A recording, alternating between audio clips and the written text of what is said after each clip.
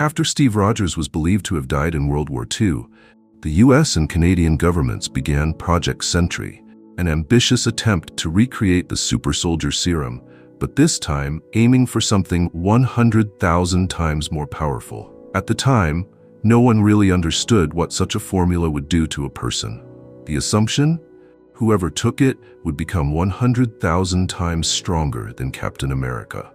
Over time, the project got handed off to various private contractors, with the idea that eventually someone would figure it out.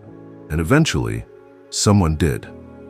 In 1977, a reclusive professor succeeded in creating the Golden Sentry serum, the most potent version ever developed. But things went sideways fast.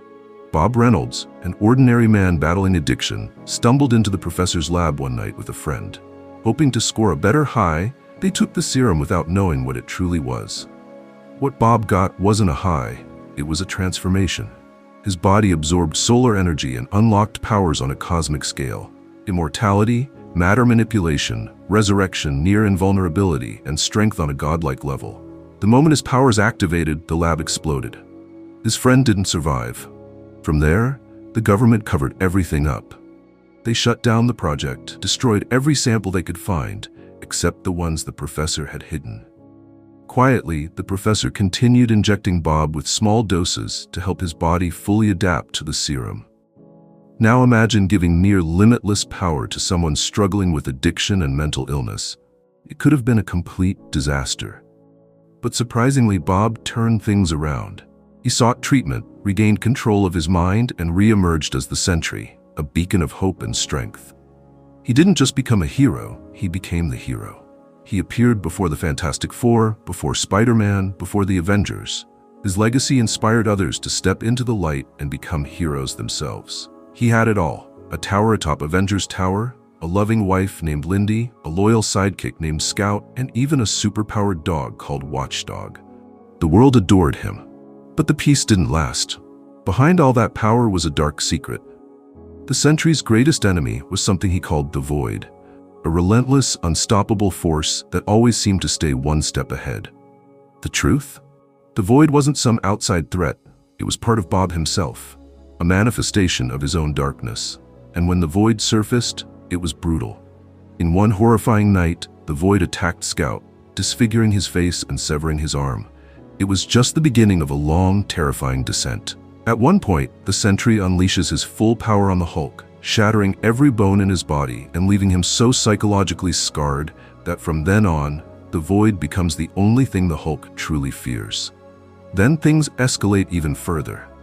The Void completely levels Manhattan, causing the deaths of over 1 million people. Skyscrapers collapse, bridges are torn apart. It's total devastation. Like a nuclear blast hit the heart of New York. But this wasn't just raw power, it was personal. The Void isn't just a villain, it's the embodiment of all Robert Reynolds' inner demons, his self-doubt, his depression, his fear. But it's also his suppressed desire to destroy. It has no conscience, no moral boundaries.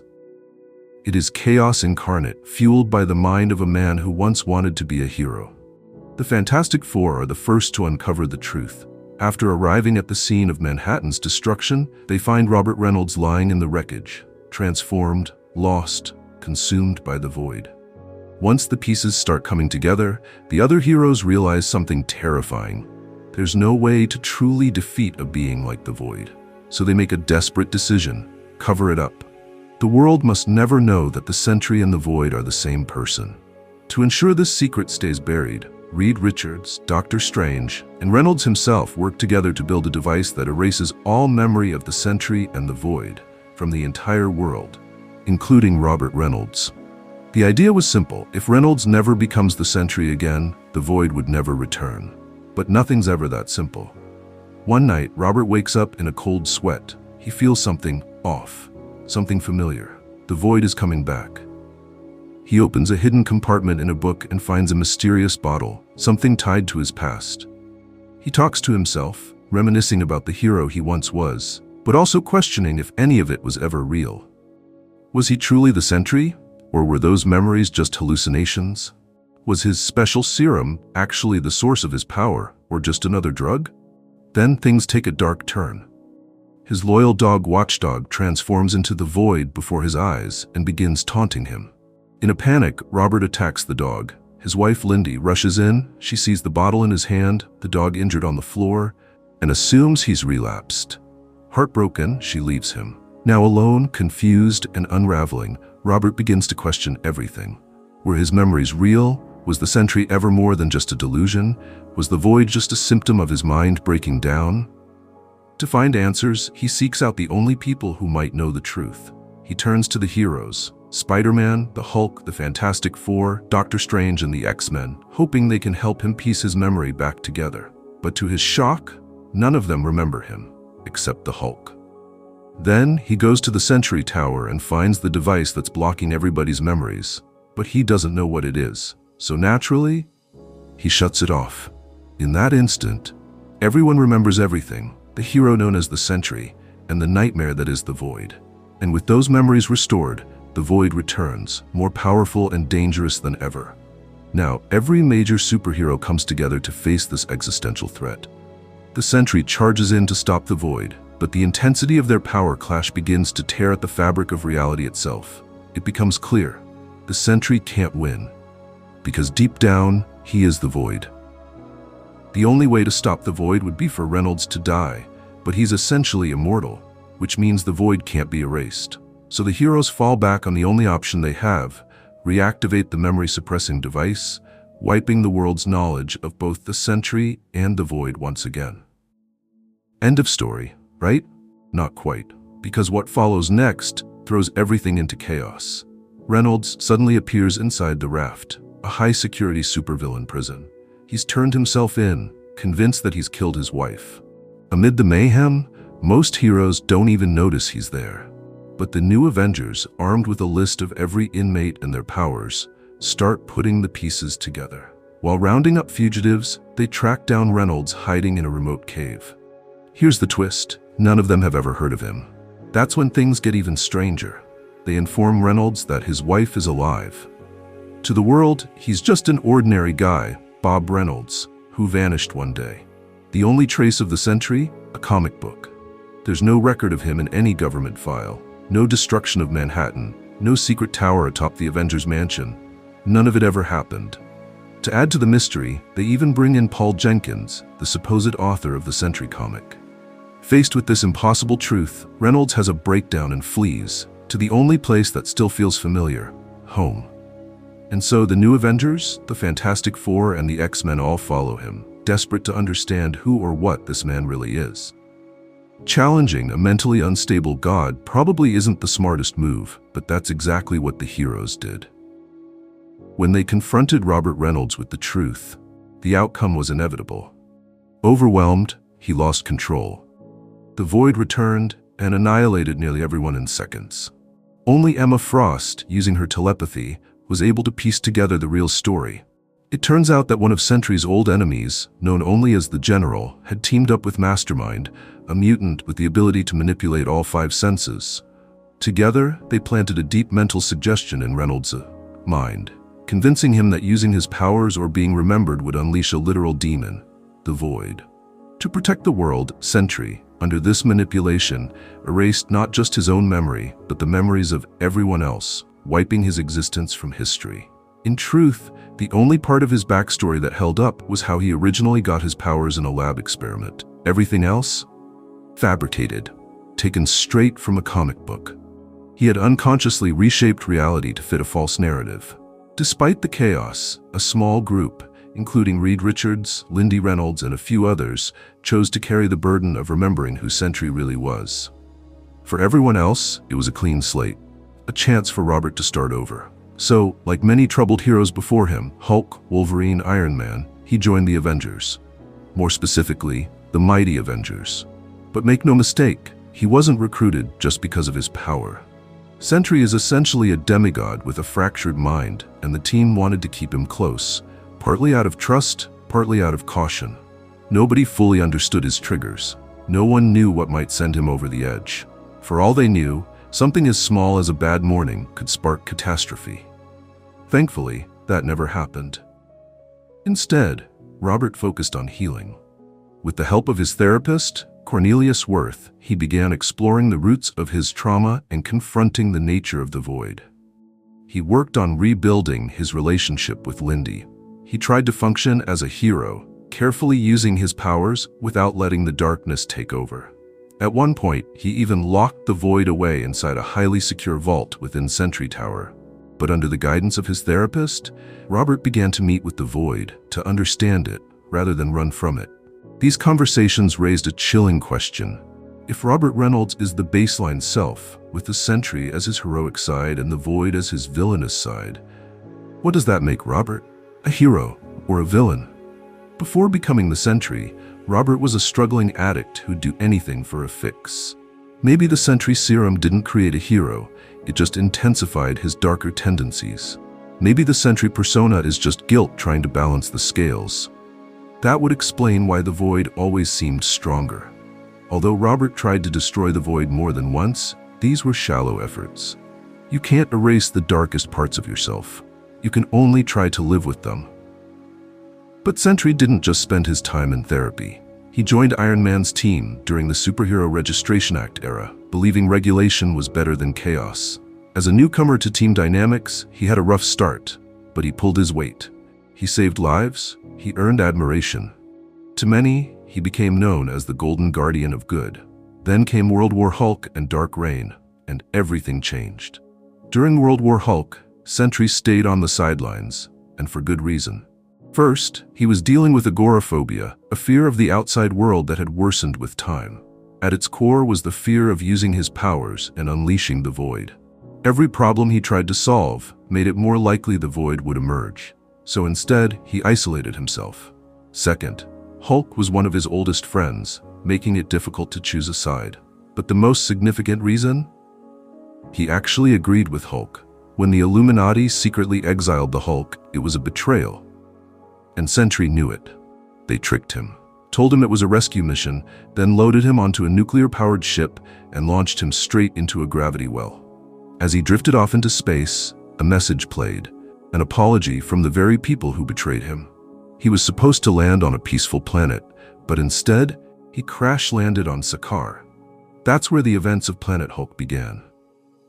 After liberating Sakaar and earning the loyalty of its people, Hulk finally found peace. He even fell in love, got married, and was expecting a child. But that peace was shattered when the ship he arrived on, sabotaged, exploded. It killed his wife and unborn child. Hulk returned to Earth not just angry, he was furious on a level no one had ever seen.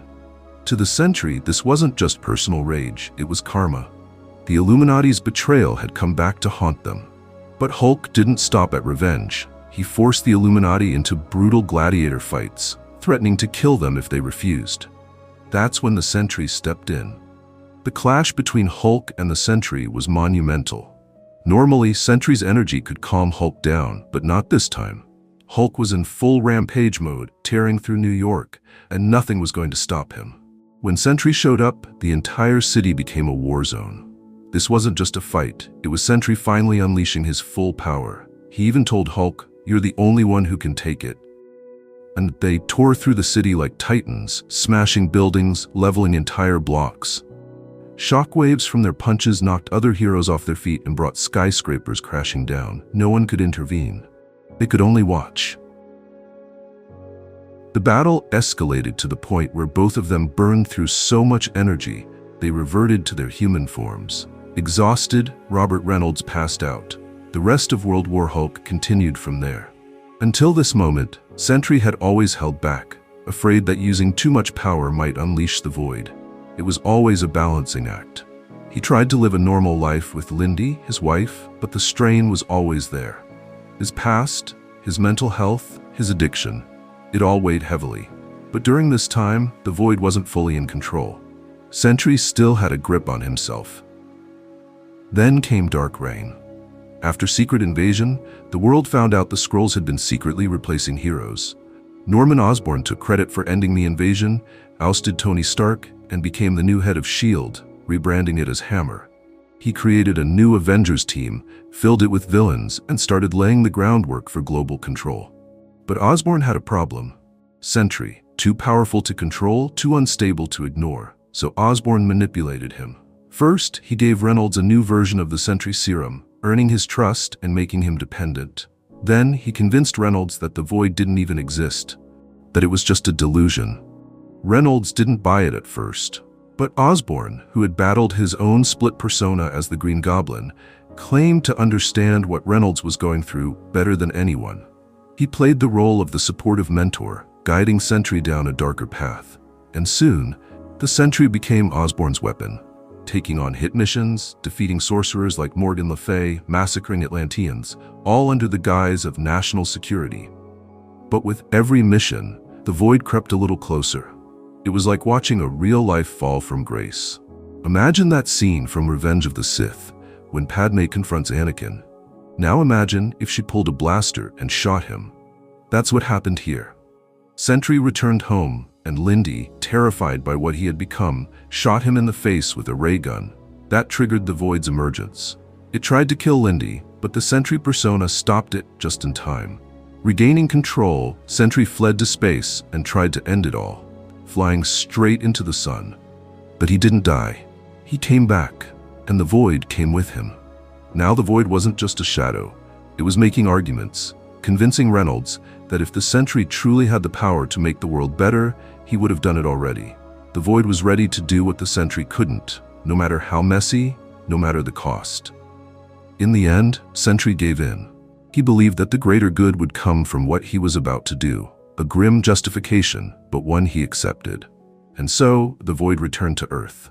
The first thing the void did was confront Norman Osborn. He knew Osborn had been manipulating Robert Reynolds all along. At first, the void intended to kill him. Osborn, desperate to survive, made a plea. He argued that even if the void ended him, Earth's heroes would find a way to destroy the void itself. There were ways: powerful magic, cosmic artifacts like the Infinity Gauntlet or the Cosmic Cube, tools that could stop him. So Osborn offered the void something else. A world without Robert Reynolds. A world without the Sentry. No ties, no weakness. But there was one problem: Lindy. She had overheard everything from Avengers Tower. As long as she was alive, she could expose Osborn's plan to the heroes. So, Osborn called in Bullseye. Bullseye didn't care about reasons. He only had one rule: if he got paid, the job got done. At that point, he was masquerading as Hawkeye on Osborn's Dark Avengers with a license to kill. Osborn put a hit on Lindy, and Bullseye delivered. He tricked her into thinking Avengers Tower was under attack and loaded her into a helicopter, claiming he was taking her somewhere safe. Mid-flight, he strangled her with his bare hands and dumped her body into the ocean.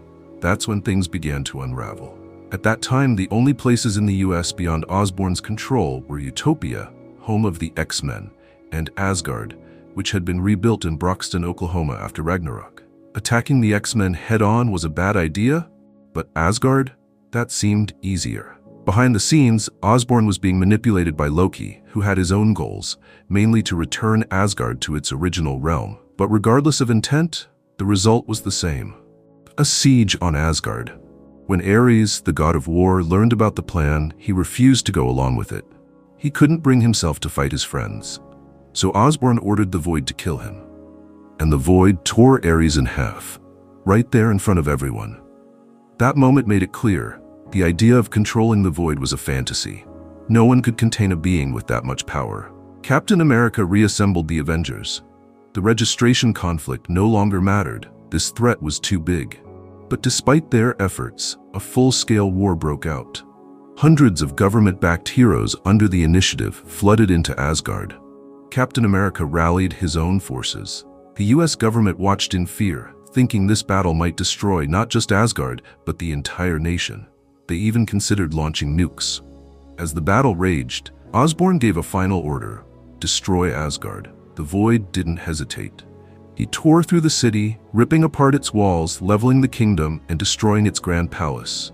Watching from afar, Loki saw the chaos, the deaths, the destruction, and realized what he had unleashed. In a final act of redemption, he summoned the Norn Stones and used them to empower the heroes with the strength of Asgardians. But the void sensed what Loki was doing and killed him on the spot. Osborn, now in full panic, tried to escape. When the Avengers caught up to him, he admitted it. He'd lost control.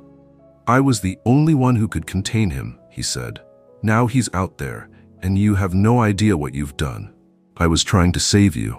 By then, the Void had completely overtaken Robert Reynolds and emerged as a monstrous being, like a dark angel of death, destroying everything in his path. In desperation, Thor summoned a massive lightning strike. It wasn't enough to kill the Void, but it forced him to revert to human form. Back as Robert Reynolds, he pleaded with Thor. "If you don't kill me," he said, "the Void will kill you all." Thor listened, and with one final blow, Thor granted him mercy.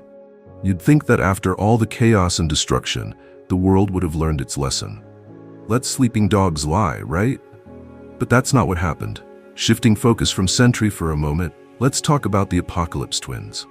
These two were the children of Archangel, a former X-Man. They were kidnapped by Kang the Conqueror, who had his own twisted plan: remove mutants from Earth to make future conquests easier. But instead of simply warning them about humanity, Kang went further. He dropped them into alternate timelines where humans had wiped out or enslaved mutant kind, hoping to fuel their hatred. It worked, just not how Kang intended. The twins didn't just grow to despise humanity, they turned against Kang as well. And when they made it to the present, they weren't content with freeing mutants or punishing humans. They wanted to erase Earth entirely, to stop Kang from ever existing. Their plan? Lure the Celestials to Earth and let them wipe the slate clean. Central to this were the Life Seed and Death Seed, powerful tools used by Celestials to shape evolution. The Life Seed creates life. The Death Seed corrupts and empowers individuals to purge the weak. Apocalypse, for instance, was a Death Seed host. That's why he always looked the way he did. The Apocalypse twins' first move was to prevent anyone else from claiming the next Death Seed. Then they stole both seeds for themselves, after killing a Celestial using Thor's enchanted battle axe, Jarnbjorn. Next, they used the Death Seed to resurrect powerful individuals to enforce their vision. That's how Sentry came back, because he was powerful enough to tip the scales. And when he returned, he wasn't holding back. During a confrontation with the Wasp, he unleashed abilities we hadn't seen before, manipulating the very ground beneath them, summoning massive stone warriors. At one point, after taking a direct hit to the head, he tears open his own skull just to prove how unstoppable he is, revealing nothing but exposed brain and nerves. Thor tries to step in, but their fight is short-lived. The real threat arrives with Exitar the Executioner, a Celestial who's there to judge and potentially destroy Earth, which he begins to do. Thankfully, Kang returns and executes a desperate move. He sends the minds of the Avengers into their past selves, allowing them to warn Thor and unite with Sentry to prepare for Exitar's arrival. Together, they manage to destroy Exitar. But then comes another major force, Null. Null is the ancient creator of the symbiotes and a being born from the darkness between universes, a place known as the Great Abyss or the Void. He waged war on the Celestials after they began spreading light and life throughout the cosmos, something he viewed as an invasion of his domain. Though defeated early on, Null learned to harness the All-Black, a living weapon of darkness that would later become the first symbiote. Eventually, Null makes his way to Earth after already taking down the Celestials. Sentry confronts him in battle. He even manages to defeat one of the Celestials before launching into space with Null, hoping to rip him apart. But Null turns the tables, kills Sentry on the spot, and absorbs the Void, becoming more powerful than ever. Since then, Sentry hasn't had a major presence. He had a brief appearance in the Valkyrie, Jane Foster series, where he spoke about death, the afterlife, and his past actions. But for the most part, he's been absent. Marvel has introduced newer versions of the Sentry, characters who inherited pieces of his power. While it's an interesting idea, it hasn't had the same impact as Robert Reynolds himself.